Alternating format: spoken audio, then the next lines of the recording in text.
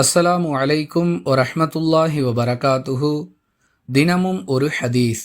ஜும்ஆ நாளை பற்றி பேசும் பொழுது, அந்த நாளில் ஒரு நேரம் உள்ளது, அது மிகவும் குறைவானது என்பதை விளக்கும் விதமாக தம் கைகளால் சைகை செய்து காட்டியவர்களாக, அந்த நேரத்தில் ஒரு முஸ்லிமான அடியார் தொழுகையில் ஈடுபட்டவராக அல்லாஹுவிடம் எதையாவது கேட்டால் அல்லாஹ் அவருக்கு அதை கொடுக்காமல் இருப்பதில்லை என்று அல்லாஹுவின் தூதர் ஸல்லல்லாஹு அலைஹி வஸல்லம் அவர்கள் கூறியதாக அபூ ஹுரைரா ரலியல்லாஹு அன்ஹு அவர்கள் அறிவிக்கிறார்கள். நூல் புகாரி, ஹதீஸ் எண் 935.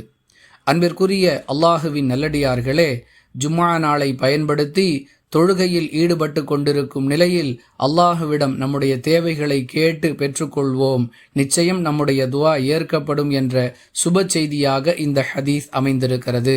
எனவே தொழுகையில் எங்கெல்லாம் துஆ செய்வதற்கு வாய்ப்பு கிடைக்குமோ, குறிப்பாக சஜ்தாவில், அத்தஹியாத் இருப்பில், இதுபோன்ற சந்தர்ப்பங்களை பயன்படுத்தி நாம் ஜும்ஆ தொழுகையில் அல்லாஹுவிடம் பிரார்த்தனை செய்வோம். வாஹிரு தஅவானா அனில் ஹம்துலில்லாஹி ரப்பில் ஆலமீன். அஸ்ஸலாமு அலைக்கும் வரஹ்மத்துல்லாஹி வபரகாத்துஹு.